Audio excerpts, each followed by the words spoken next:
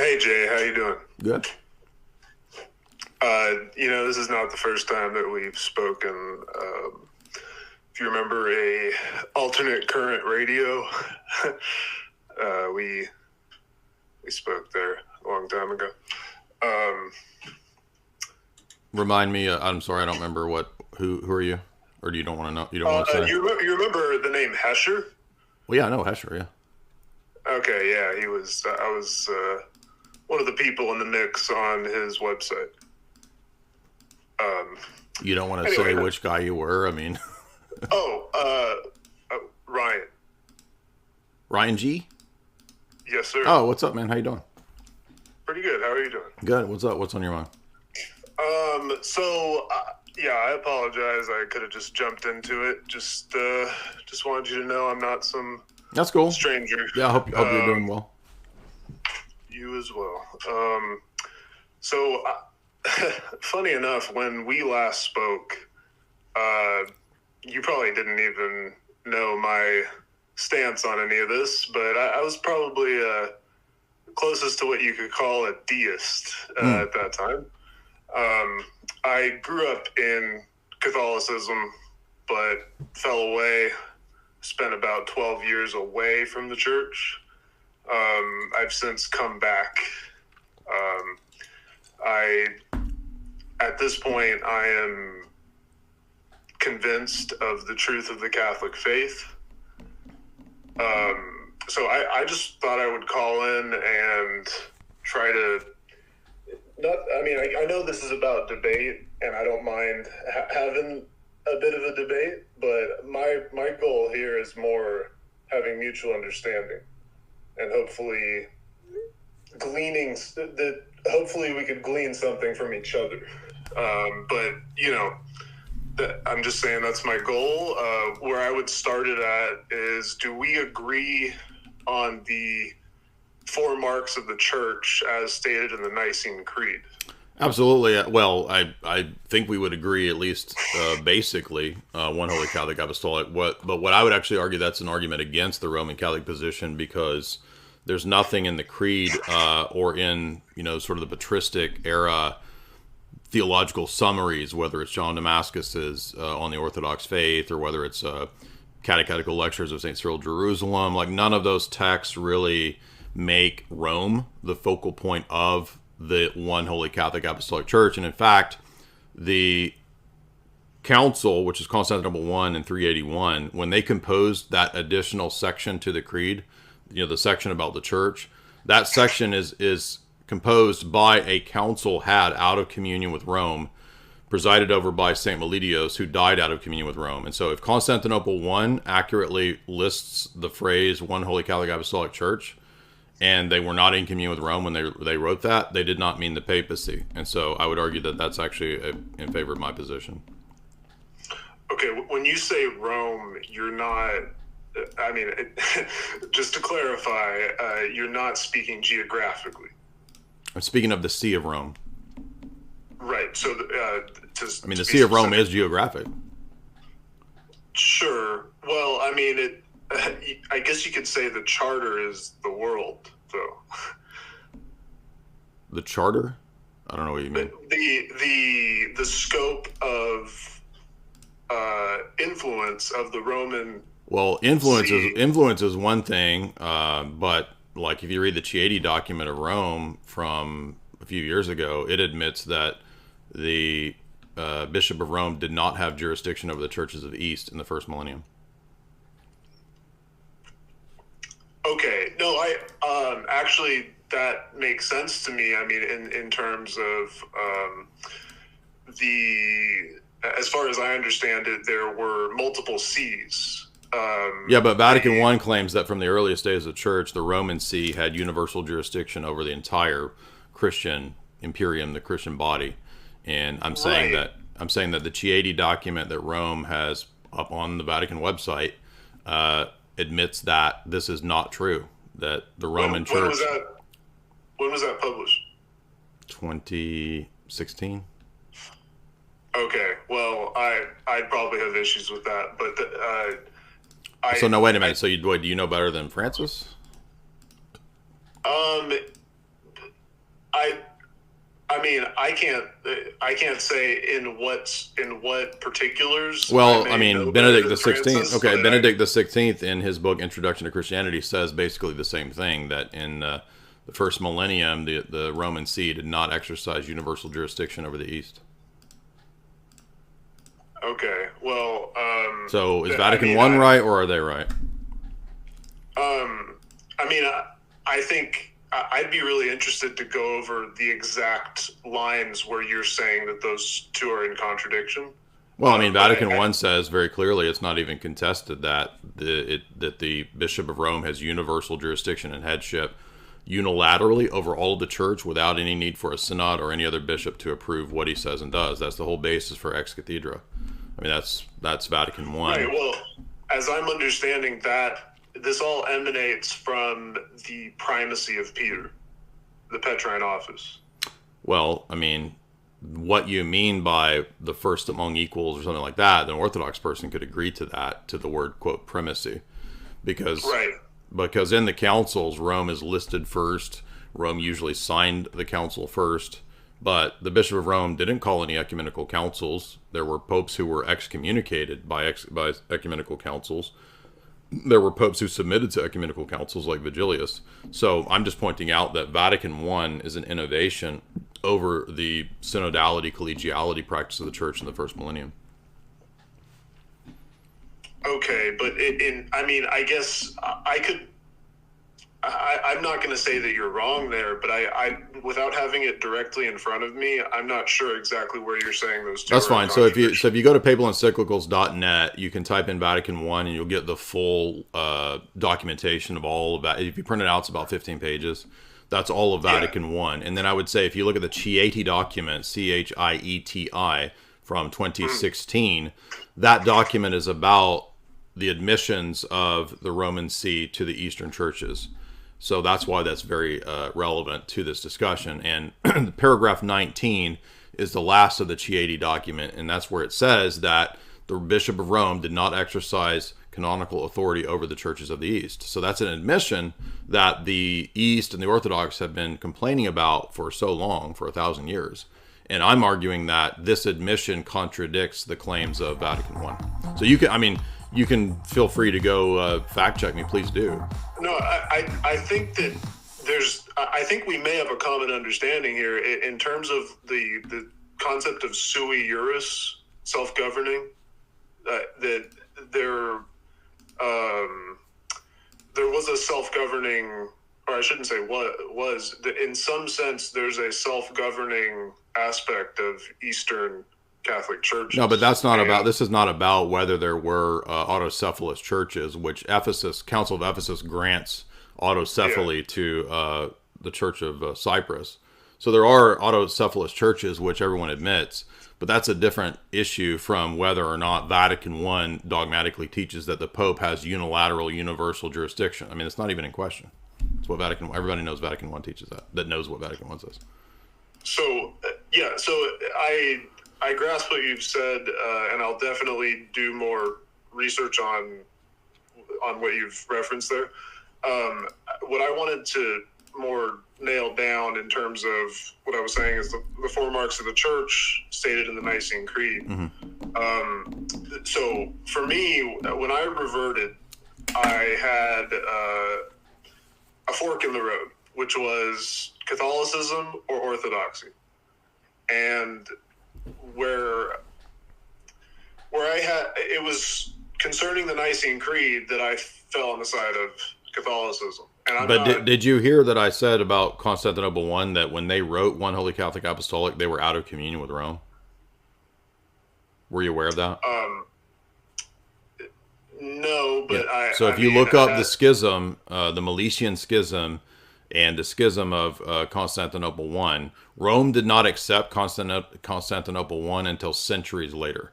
So retroactively, Rome says, okay, we do accept the addition to the Creed and Constantinople I's teachings, but that's centuries later. So when they wrote that, and the Cappadocians were the primary theologians at Constantinople I, they clearly did not have the Vatican I mindset in mind when they wrote One Holy Catholic Apostolic. Okay.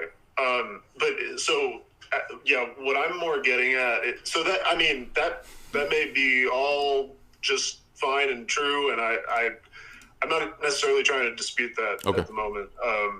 What I'm trying to get at is one, holy, Catholic, and apostolic.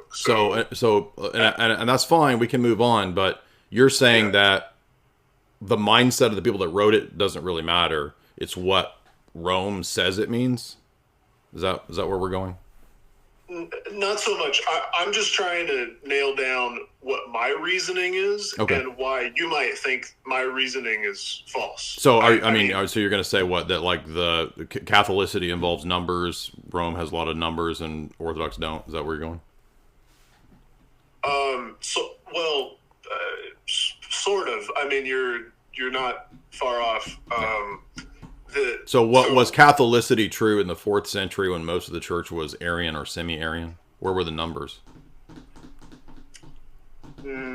Was Catholicity true?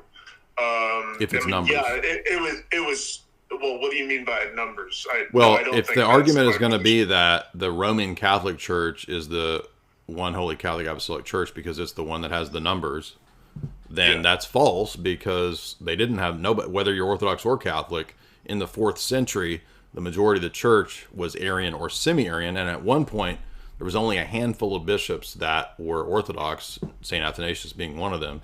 So it cannot be a numbers game. Catholicity, in the Orthodox view, means fullness of truth, not primarily, essentially, numbers. That's not. I don't understand it in terms of numbers. How I understand, if you wouldn't mind, I'll just break it down real quick. Sure. Catholic means universal. Catholicos means applying to the whole. Yeah, so, fullness. Agreed. We agree. So, and then holy would be from God. Well, and produces saints. And yes, so but essentially sanctified. It would be another way to put that. Yeah. Apostolic would be emanating from the apostles, which apostolic succession. Saying, we agree with that. Yeah. Ultimately, saying a mission from Christ, given by Christ. Well, it means apostolic succession. Right, but I'm saying the apostles are the apostles because they were given a mission by Christ. Well, that's part of apostolic succession, is that the apostles are the successors to Christ. Right, and then one meaning unified. And so my issue comes in when, I'd say I have two issues, but the latter is maybe more easily resolvable. So I think one and Catholic are at issue, and but Catholic maybe not. Like I said, maybe that's easily resolvable. But I think that. Let me give you an example of where I would say that the Roman Catholic Church is not one. The Roman Catholic Church allows all of the Eastern Catholics to recite a different creed than the Western Church. How can the true Church have two different creeds? And in the first 1,000 years, the Church didn't have two different creeds; they had one creed. Oh, I think that's a big issue. But to say that, then what does one mean? Just the Pope? It doesn't mean actual faith. They're not one in faith. It's just the Pope. One faith, one baptism. Okay, but how is it one faith if the Church has two creeds? I mean, that's an issue, but I think that when you say the Roman Catholic Church says, that's where I'm not connecting with what you're saying. It's not. I'm not trying to say that where you got that is wrong. But it seems that what did I say Rome says that you're unclear about? And I'll cite you whatever documents you want. I'm sorry. Could you're saying to me, Jay, when you say Rome says, I don't know if that's accurate or where you got that, and I'm asking you, which thing are you unclear about? I'll give you the source. Oh, sure. I mean, we got Denzinger right here. Well, it's it's just I noticed that you and many people say the Roman Catholic Church believes or says X, Yes.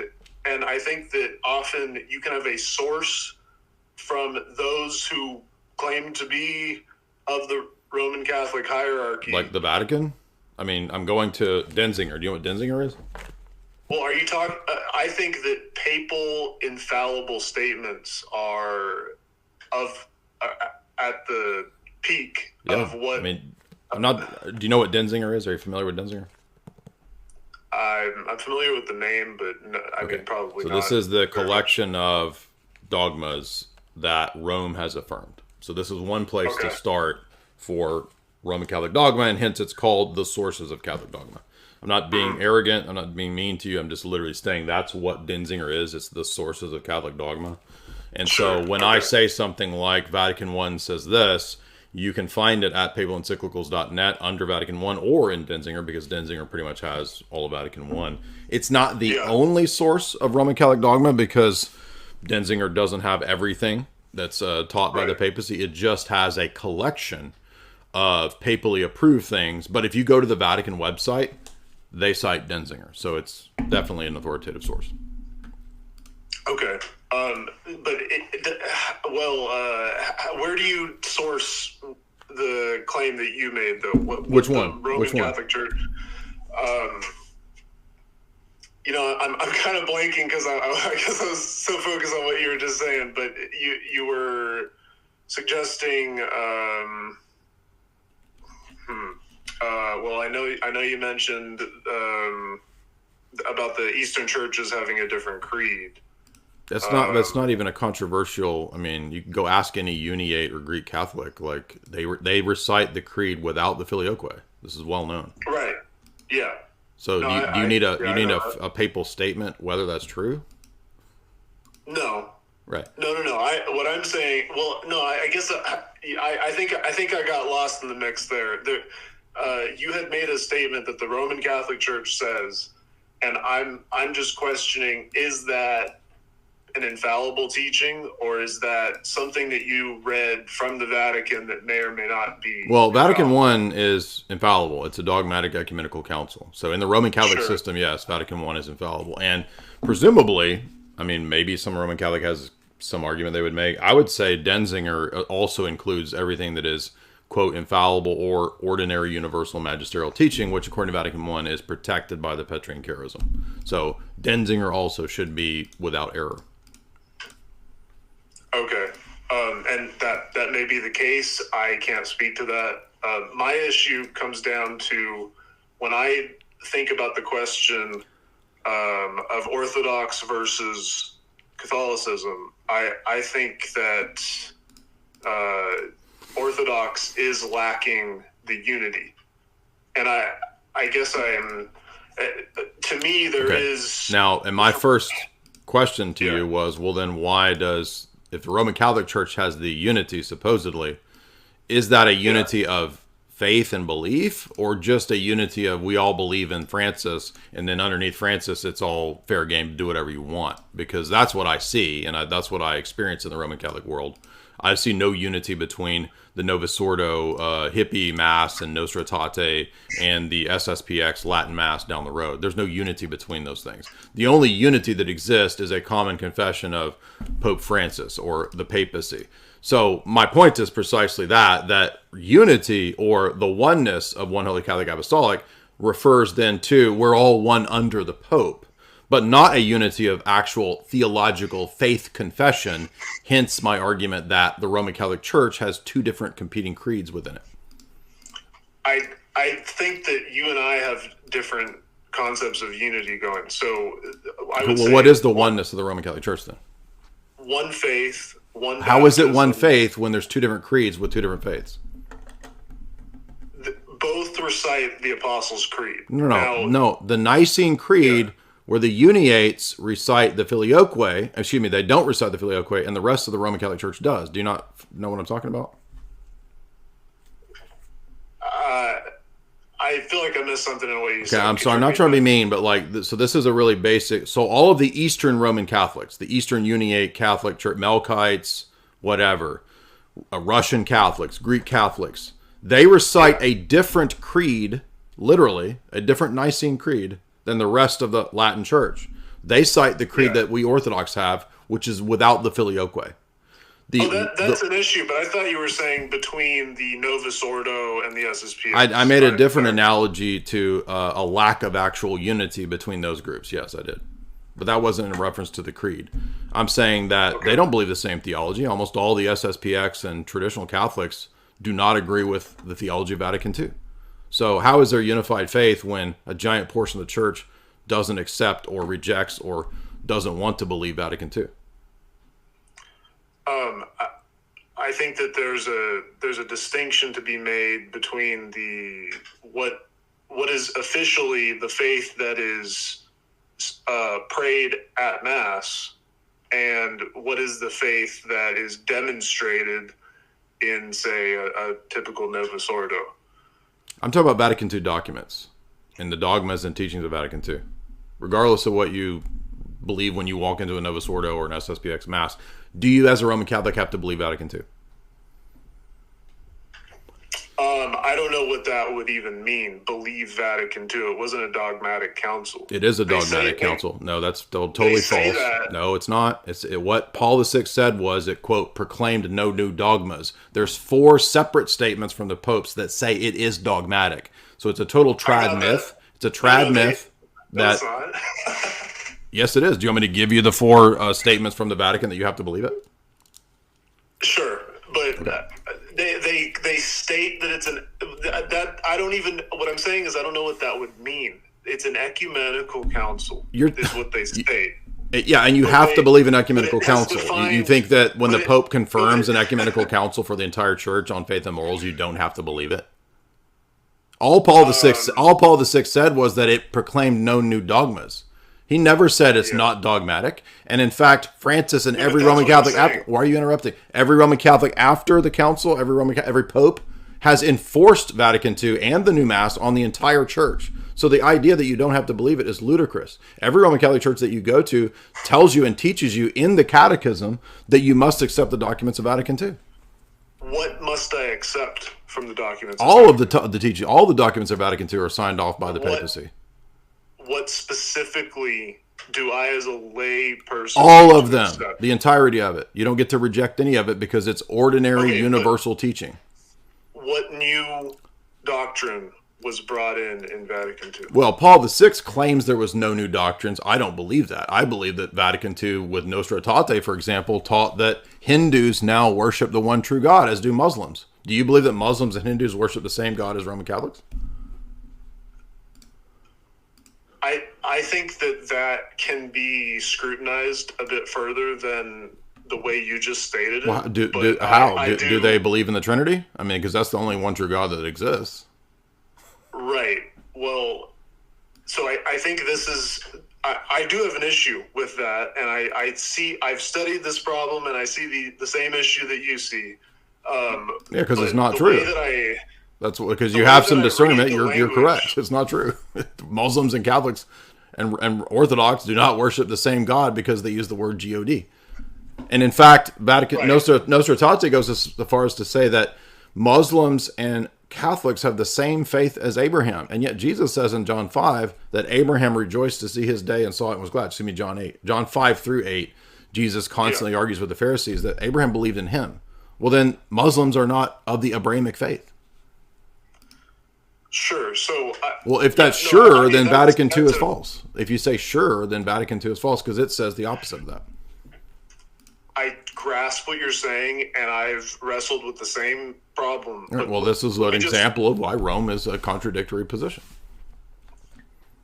If I could, I just want to explain how I read what is in Vatican II there.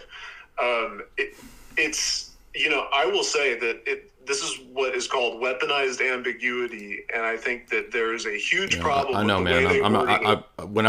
I've heard all this since 2005 when I was going to the Latin Mass in 2005, and I've heard about weaponized ambiguity. Do you think it's ambiguous when the Pope goes into the mosque and prays towards Mecca? Is that ambiguous, or is he acting out this theology? Yeah, That's wackiness, and I'm with you on that. But Okay, well then Vatican I is false, and the Roman See has defected. I don't think that's the case. How are you keeping the true faith if you're praying in mosque towards Mecca?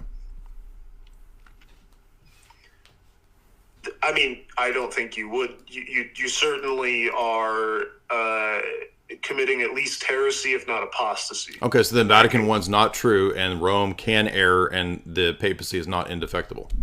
I don't think that that's necessarily true. I mean, you just literally said that you think it's heretical. Francis and Benedict did it. Mm-hmm. So, are they heretics who defected or not? I can answer that, but I wanted to address the bit about Vatican II that you were saying. Okay, sure, go ahead. I have no problem going through methodically on this, but I don't want to go all over the place and lose where we were. Okay, can I read the paragraph? It says, the church regards with esteem the Muslims. Muslims adore the one God, living and subsisting in himself, merciful and all-powerful, creator of heaven and earth, who has spoken to men. Muslims take pains to submit wholeheartedly to his decrees, just like Abraham, with whom the faith of Islam takes pleasure in linking itself submitted to God. Though they do not acknowledge Jesus as God, they honor him as a prophet. And then it goes on to say, they value the moral life and the worship of God through prayer, almsgiving, and fasting. This gives the impression that we have the same common faith and that God accepts Islamic prayer, almsgiving, and fasting, and none of that's true. So, yeah, I mean, that's there's a lot of problems in that statement, but I think that it's important to look at the specific wording. Like I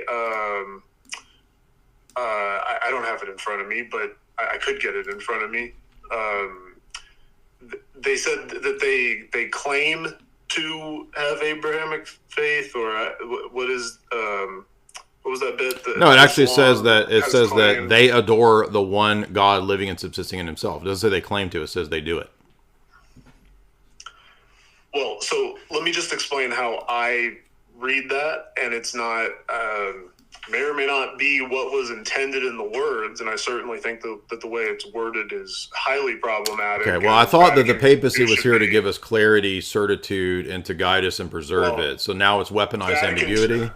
Vatican II definitely did not do that. Okay, well, then the papacy doesn't work, because... I don't think that has to be true.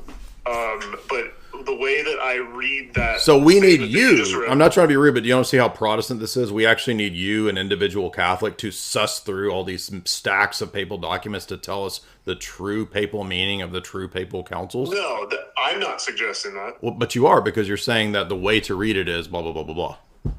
No, I'm saying that each individual has to apply critical thinking when they analyze anything. Does Vatican I say that you judge the first see and apply critical thinking to its teachings? Or does it say you submit with docility to whatever it teaches? You're not supposed to violate your conscience. So it's not an issue of conscience, because it also says that you submit with docility. That's the teaching of Vatican I, is that the laity do not judge the first see. You submit with docility to its rulings and teachings. That's true. Then you're not in a position to say that this is weaponized ambiguity. I think we're getting too scattered. And this is precisely the issue. It's not. It's precisely the issue. Well, it's just I want to be able to address that one statement that you read from Vatican II. I'm perfectly fine to move on to the other points, but the way I grasp what is said there in Vatican II, which admittedly it sucks. The way it's worded. These are dogmatic statements, and you're saying it sucks. So this is like saying that divine revelation sucks. They're not dogmatic statements. They are dogmatic statements. I'll give you 4 examples of the Pope saying that you have to accept all the documents of Vatican II. There's nothing for me to accept there. That's just that you're lying to yourself, because you are told in other places 4 times that you must accept all of Vatican II. And that means nothing. They can keep repeating that, but you don't actually follow the papacy. Reality. So thank you for admitting my point that you interpret and follow the papacy when you want to.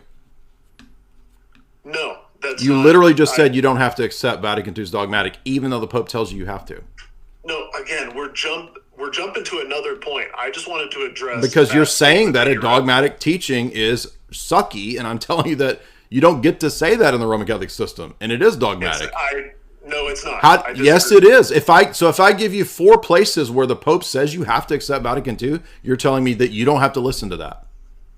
Accept Vatican II Yes. has to mean something in practical reality. It means you must believe.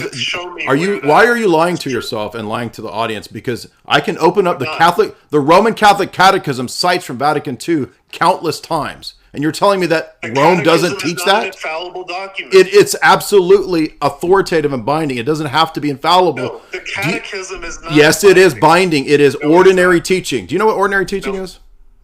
You didn't even know there was 2 different creeds in the church. Do you know what ordinary teaching is? What do you mean 2 different creeds? The Nicene and Apostles' Creed? Is that what you're saying? No, earlier, the 2 different creeds between the West and the East, the Uniates and the Latin Church. I'm aware of that. Okay, so do you know what ordinary teaching is? Yeah, the ordinary magisterium. Right. Do you have to accept that, according to Vatican I? No, there's no ifs. Yes, do you have to accept it? Yes, you do. Okay, what's the criteria for ordinary? Right. To what's the criteria for it? I mean, I can't spit it out at the moment. It's any time that the Pope is teaching authoritatively in concert with what the Church has always taught for the entire Church. You have to accept that, and it's free from error. It is also, according to Vatican I, under the Petrine Charism. Vatican II's documents, listen, Vatican II's documents are affirmed by the Roman See for the entire Church on faith and morals. You are told in every Catholic church in the world that you have to accept it. So you do not have the liberty of rejecting Vatican II. It's false. All right, here's the issue. What you just said, it can't contradict itself. Only if Roman Catholicism is true. I'm arguing that it does contradict. That's the whole point of why we're having this conversation. No, but what I'm saying is that if there is a contradiction, which you're highlighting, and I'm with you on that, then that's the problem. And it means the Roman system is false. It means the system is false. That's the point. I don't think that's I'm sorry true, that you don't see that, because it's a systemic level refutation. I get where you're coming from, but I don't think that you've heard my case on that. And I'm just trying to. Your case was the wording is sucky, which I've heard for 20 years. Yeah, and I'm just trying to parse out these 2 issues. I'm perfectly fine to have the conversation that you're trying to have right now, but we have not addressed that statement from that, or I haven't been able to address that statement. So, the way I read that is replace Muslim with unbaptized individual. Can an unbaptized individual pray? None of that has anything to do with the fact that it's trying to say they have the faith of Abraham. That's the problem in the statement. The faith of Abraham was faith in Christ. Is a single Muslim representative of the entirety of Islam, the religion? I don't see how that's relevant, because Islam as a universal position rejects the Trinity and the deity of Christ. So it doesn't matter what one Muslim thinks or believes when the public profession of the religion is that they are Unitarians and they reject the Trinity. In fact, they believe in putting to death people who believe in the Trinity. But this is what I'm trying to say. If an atheist is unbaptized and prays, is that somehow invalid? Can an atheist not pray? Praying, and none of that has anything to do with the public profession of their faith. What the theology is, the public profession of the religion. It's not saying can God choose to listen to an individual when they pray. It's saying that Muslims have the same God as us, and it's just categorically false. They don't. I totally see where you're coming from, but I think there's a discontinuity in how you're reading it and how I'm reading it. I'm reading it from the perspective of they shouldn't. And all of this begs the question. That's the whole point, man. Like I give up, because I'm going to give you right here. It's actually 5 places that tell you that you have to believe in Vatican II. All of these are right here underneath I did a video called "Was Vatican II Infallible?" If you look up this video, I list 5 papal documents underneath that tell you that you have to believe Vatican II. So look, I appreciate you coming on, Ryan. It was good to chat with you. I wish you well. I just don't buy it, man. And if you want to reject Vatican II, go for it. But it's not a consistent Roman Catholic position to reject something that 5 papal documents tell you you have to accept. And here they are. The first one is right here. It's Francis talking about the dogmatic nature of the reforms of Vatican II. It's his audience that he gave in 2017. There's the first one. Second one is another speech. This one is John the 23rd's opening speech to the Vatican II, and he says it is an ecumenical council that is dogmatic and must be accepted. The third one is this one, which you have to hit translate into English. It's only in Italian. It is a discussion from Paul VI, I believe, in 1976, where Paul VI says that you have to believe it. It's dogmatic. It's just a trad myth. This is like they're inventing ways to try to make the system work when all you have to do is demonstrate one dogmatic contradiction and the whole system is false. And it's like Roman Catholics can't conceive of that being a systemic level defeater, because in their mind, you can just keep stacking up more explanations and more, quote, evidences. So Pius XI, Casti Connubii, paragraph 104, this says that you're bound by more than what is even extraordinary. You have to believe in whatever the Roman Catholic Church, the Roman See teaches, even if it's ordinary teaching and not ordinary magisterium. Even just the ordinary teaching is supposed to be submitted to with docility. And the last one is Si Diligus of Pius XII. Obedience is necessary even if you think the Pope is wrong. Do you see this? All you goofball Roman Catholics. Si Diligus. Pius X's canonization by Pius XII. Even if you think the Pope is wrong, you still must submit with docility. That is what Roman Catholic Vatican I obedience had in mind. So, there's the 5 things that prove you don't get to pick and choose and throw out Vatican II. And you notice he did 2 things there in that discussion. At first he says, no, I don't have to accept Vatican II. No, actually you do. Here's 5 examples of where you have to. Oh, well, it's the wording. Well, which one is it? Do you not have to accept it, or is it just shitty wording? And by the way, the Roman See is supposed to be there to make it clear and not put us in this Protestant position of, we don't know what it means. It's ambiguous. It's shitty wording. So everybody should go watch this podcast from 2020 where we walk through all of these different documents.